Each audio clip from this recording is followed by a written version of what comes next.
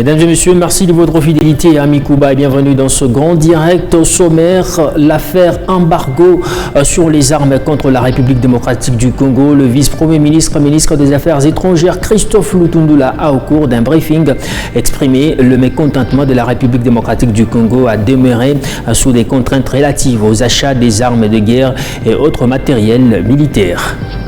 Toujours par rapport à la situation sécuritaire, la ville de Goma est hors de danger après que le FARDC ait repoussé les attaques de la coalition M23 armée rwandaise à Kibumba, à un territoire de Nyiragongo. Selon les porte-parole militaires en province, le lieutenant-colonel Djiko Kaiko Guillaume, ce lundi, les FARDC poursuivent l'ennemi en profondeur du parc des Virunga, en territoire des Rutshuru.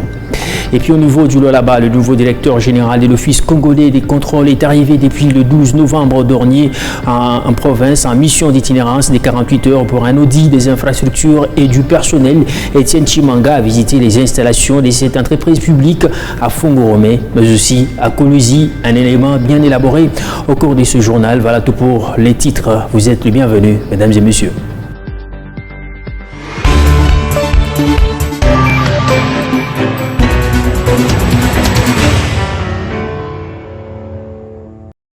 Ouvrant ce journal par la présidence, le chef de l'État congolais, Félix Tshisekedi, à l'heure de la 76e réunion du Conseil des ministres chargé, le gouvernement a enraciné plutôt l'éveil patriotique en milieu institutionnel, scolaire, mais aussi académique, ceci dans le cadre d'une mobilisation générale face à la situation sécuritaire que traverse le pays. Michael Moutuila pour les détails.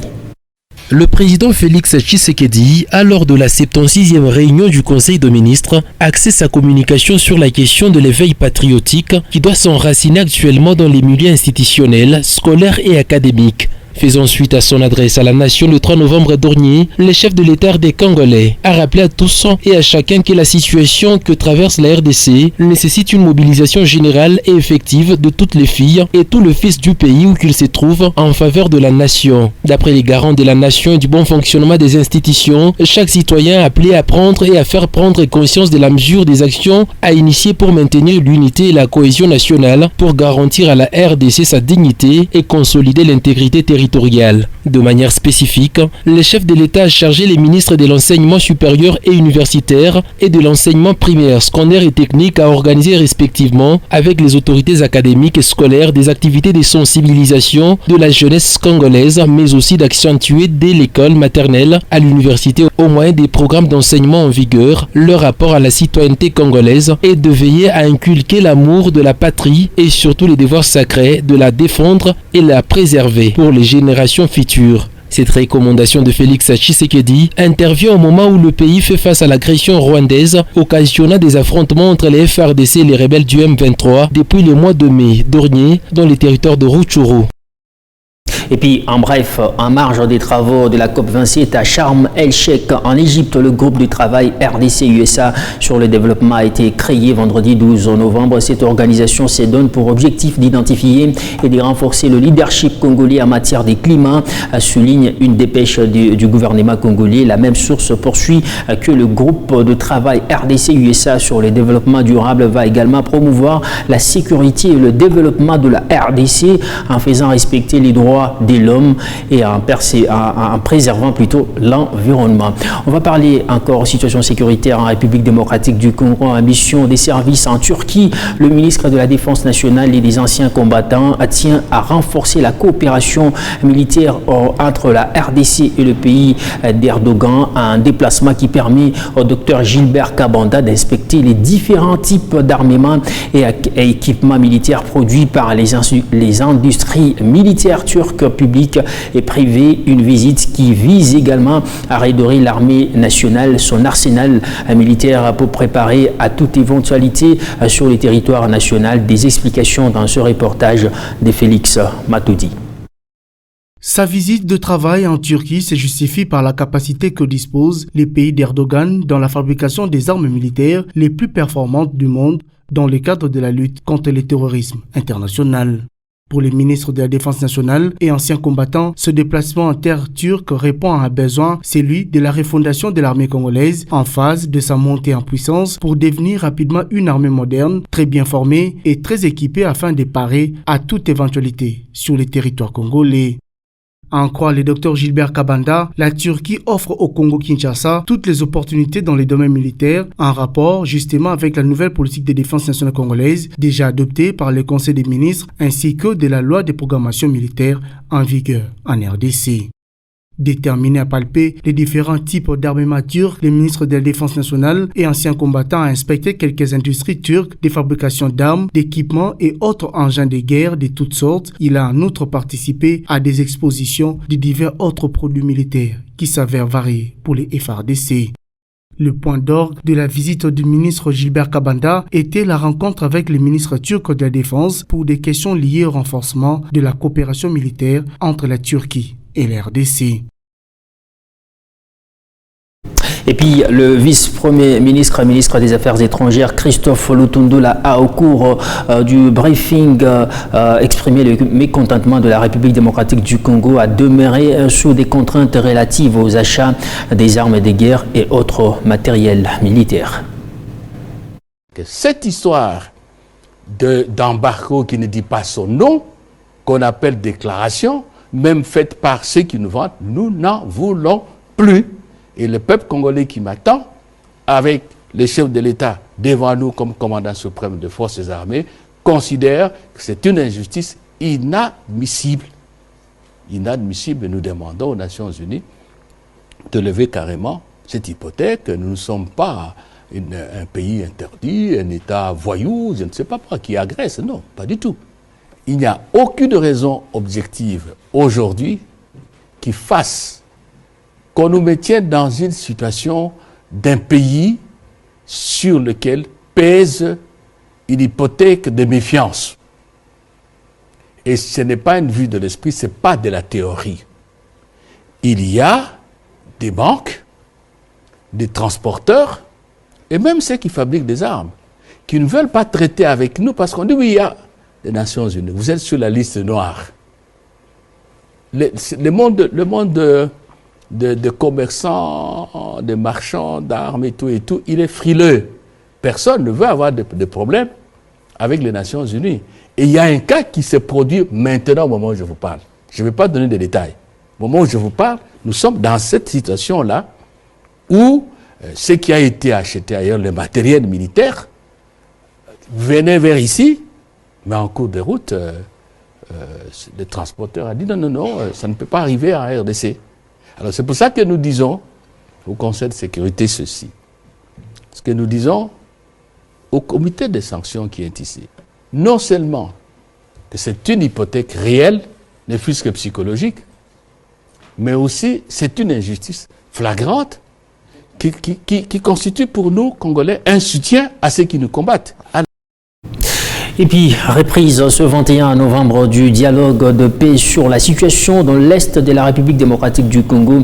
À Nairobi, capitale du Kenya, a annoncé dimanche la communauté des États d'Afrique de l'Est. Dans un communiqué publié sur Twitter, à ce sujet, la rédaction des Mikuba a rencontré des analystes politiques qui donnent leur point de vue sur l'apport de cette nouvelle session dans la quête de la paix dans l'Est de la République démocratique du Congo. Exosengoy. Après une première tentative en avril, un second round de négociations doit s'ouvrir prochainement dans la capitale kenyane pour tenter de résoudre le conflit lié à la résurgence de la rébellion du M23 dans l'est de la RDC. En ce qui concerne la contribution de ce dialogue, Sylvain Kantolomba pense que la RDC doit être sur ses gardes. Ce dialogue ne doit pas être une légitimation des agresseurs. La quête de la paix pour un pays en guerre est légitime. Mais cependant, nous devons faire très attention avec les pourparlers. Ça semble donner une légitimation à des groupes de rébellion. À chaque fois que nous sommes attaqués, on nous appelle à la table des négociations. Le pourparler ne représente pas une humiliation pour l'État congolais, mais plutôt une façon de sauver des vies humaines en rétablissant le plus rapidement la paix dans cette partie du pays, explique Théo Mafo. C'est maintenant ou jamais parce qu'il y a des vies humaines qui souffrent de ce côté-là.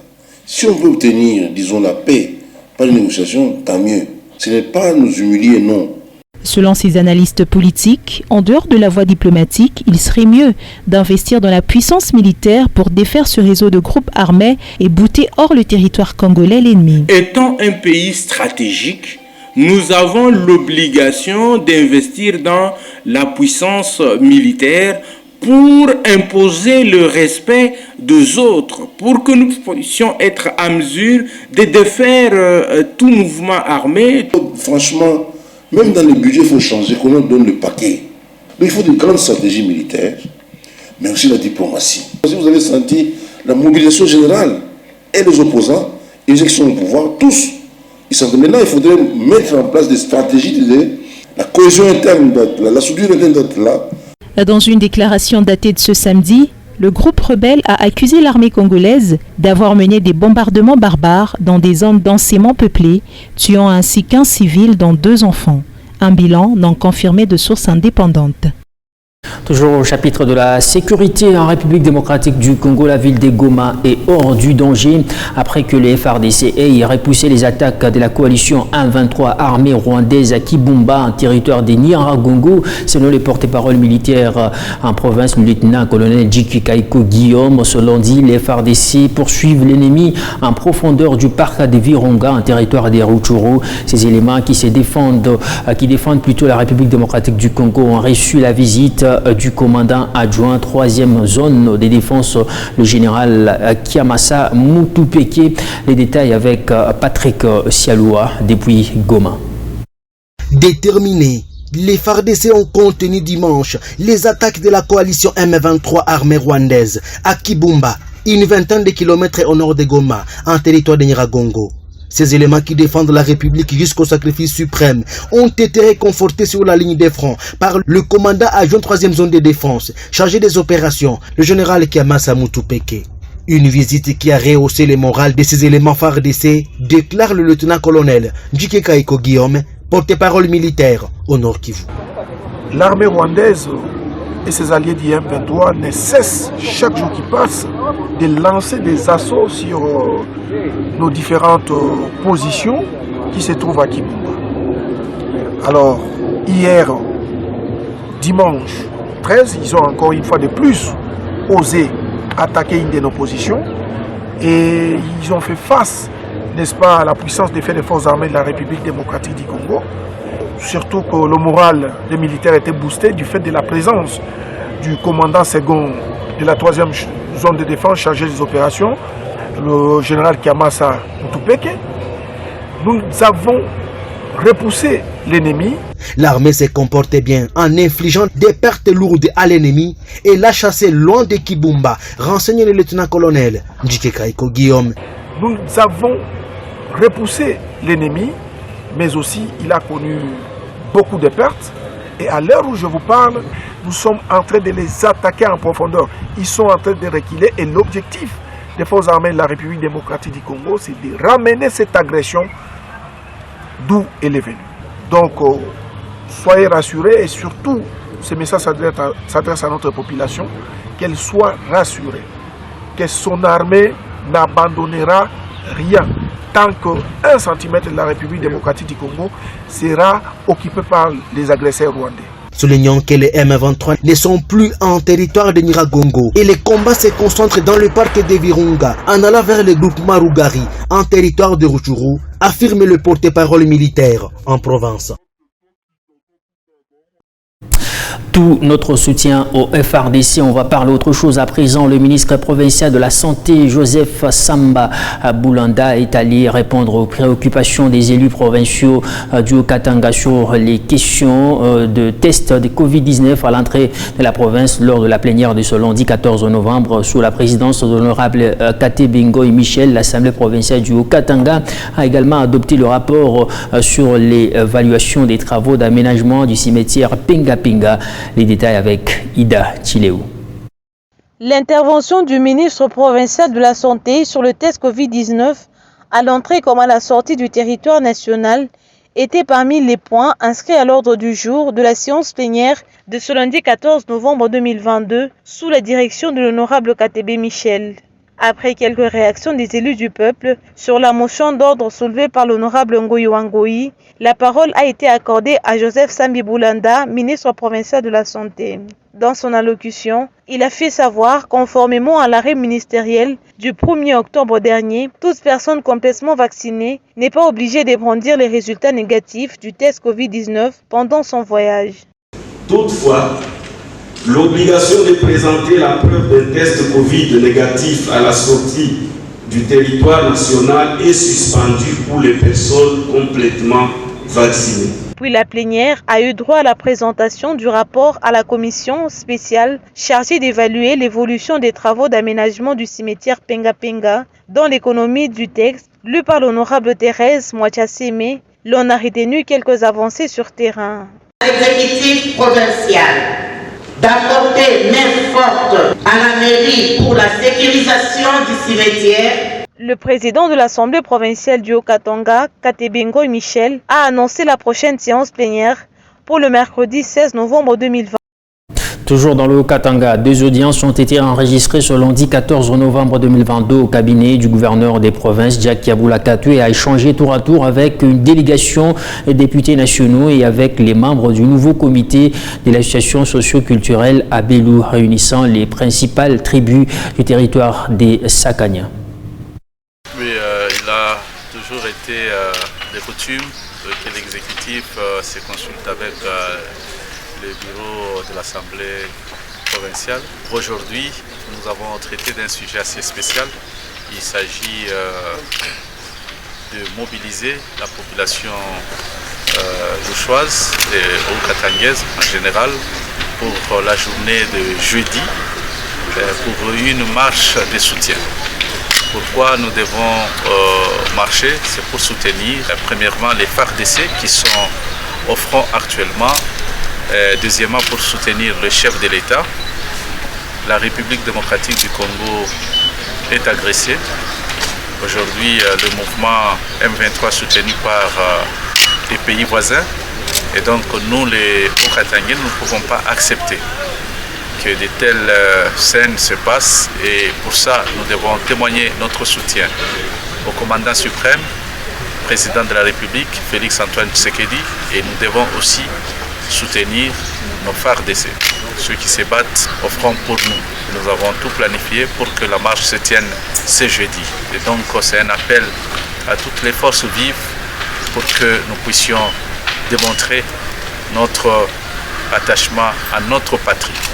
Nous n'avons que la République démocratique du Congo comme pays et donc nous devons le défendre.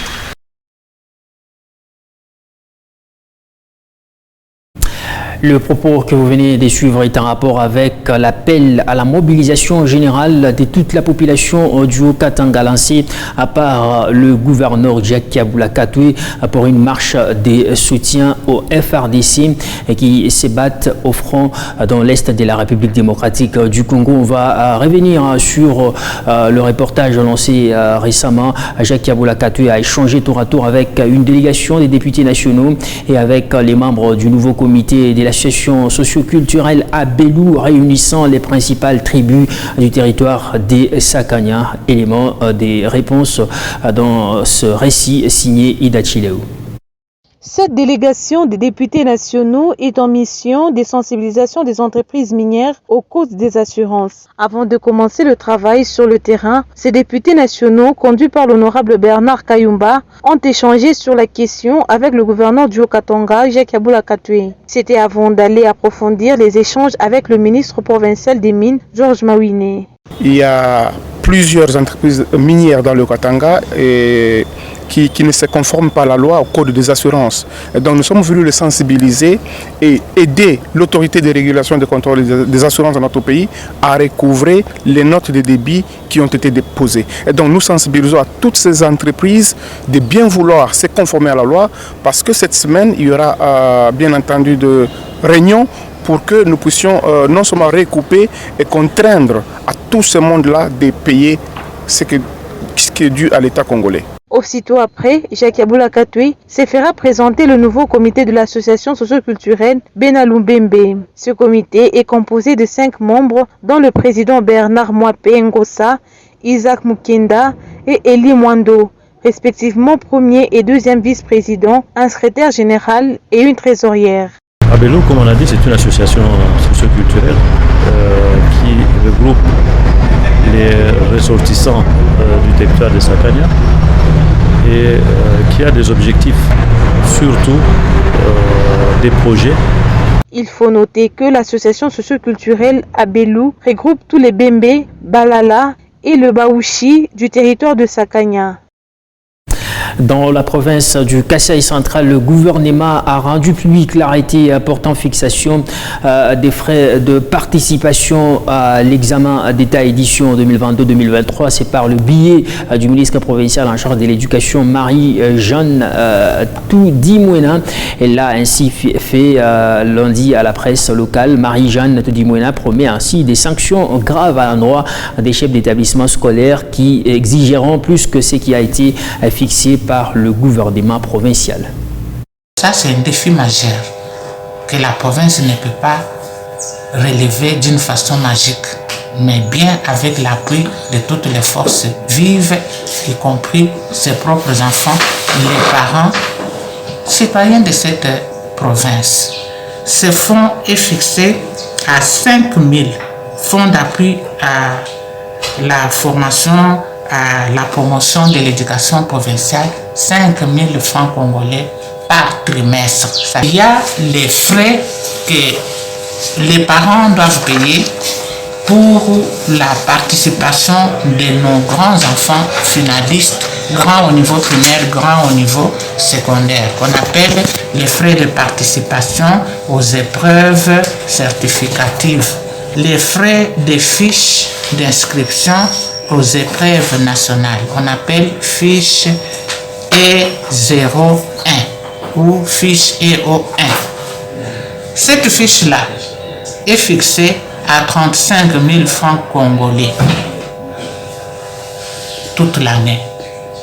L'année dernière, cette fiche-là, on l'avait achetée à 26 000 francs congolais. Ces 26 000-là, on n'y avait pas incorporé les photos. Au niveau du Lualaba, le nouveau directeur général de l'Office congolais des contrôles est arrivé depuis le 12 novembre dernier en province en mission d'itinérance de 48 heures pour un audit des infrastructures et du personnel. Étienne Chimanga a visité les installations de cette entreprise publique à Fongoromé, mais aussi à Kolwezi. Léopold Kingo. C'est par Fongoromé que le nouveau patron de l'Office congolais de contrôle a lancé sa mission d'itinérance. Ici, le docteur Étienne Chimanga Mutombo a visité tous les départements du laboratoire physico-chimique. Au bout de sa visite, il a apprécié la qualité des infrastructures et du personnel. Je suis venu en mission d'audit afin d'établir les états des lieux. Les états des lieux en termes d'infrastructures, en termes de personnel. Afin d'avoir les résultats qui pourront nous permettre de penser à moderniser nos infrastructures et nous pousser à améliorer la qualité du travail que nous rendons à la population. L'infrastructure qu'on a trouvée, ça répond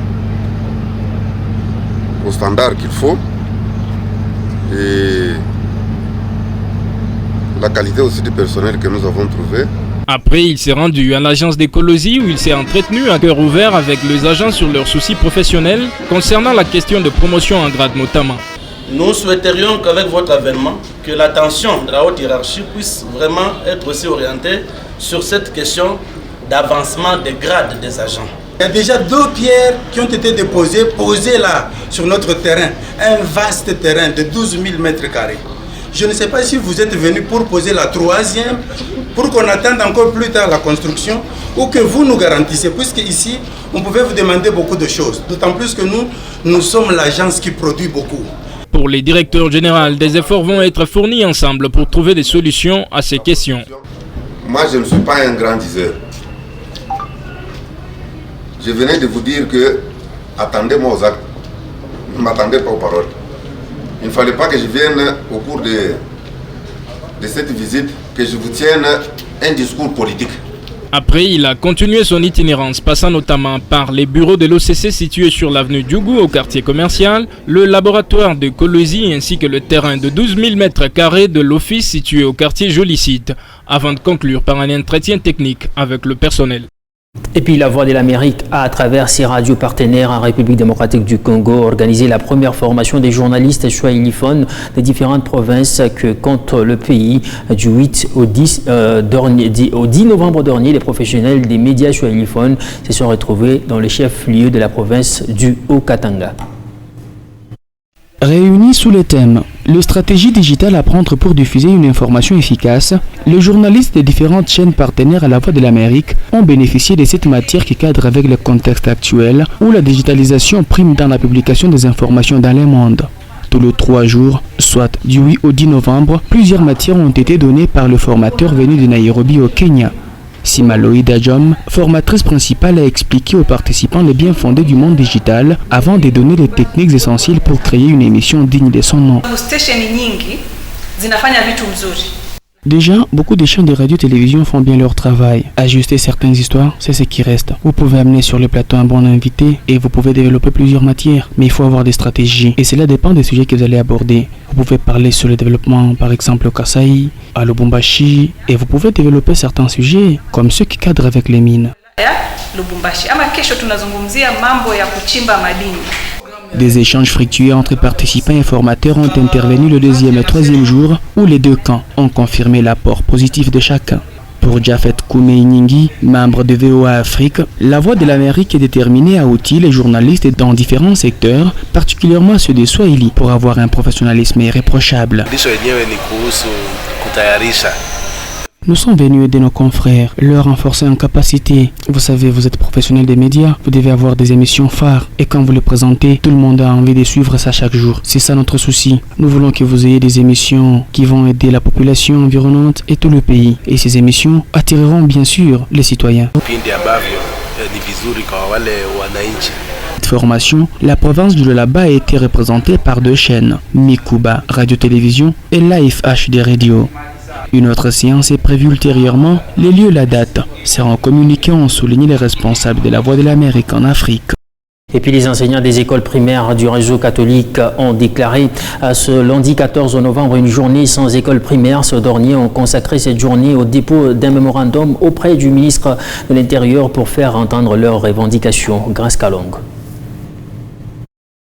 C'est une journée déclarée sans école primaire catholique au Lualaba. Une conséquence de la non prise en compte par le gouvernement provincial des résolutions contenues dans la feuille de route signée en Bolalodge. Quand vous parcourez la Constitution à son article 204, alinéa 13, il est dit, quand on parle des attributions du gouvernement provincial et national, l'article 204 stipule à son alinéa 13 que l'enseignement primaire, technique et professionnel est l'apanage du gouvernement provincial. Le salaire que le gouvernement leur donne, c'est un salaire dérisoire.